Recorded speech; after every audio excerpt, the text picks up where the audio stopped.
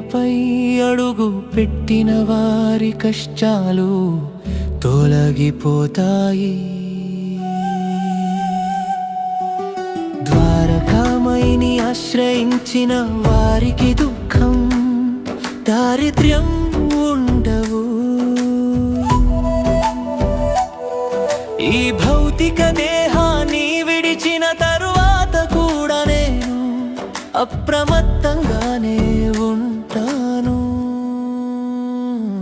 నా సమాధి నుంచి నా భక్తులకు రక్షణ లభిస్తుంది. నా సమాధి నుంచి నేను సర్వకార్యాలలో నిర్వహిస్తాను. నా సమాధి నుంచి నా మానవ శరీరం మాట్లాడుతుంది. నన్ను ఆశ్రయించి శరణు వచ్చిన వారిని రక్షించడం నా కర్తవ్యం. నాపై దృష్టి పెట్టిన వారిపై నా కటాక్షం ఎల్లప్పుడూ ఉంటుంది. మీ భారాన్ని నాపై వేయండి, నేను భరిస్తాను. నా సహాయం లేదా సలహా కోరిన వారికి వెంటనే సహాయం అందుతుంది.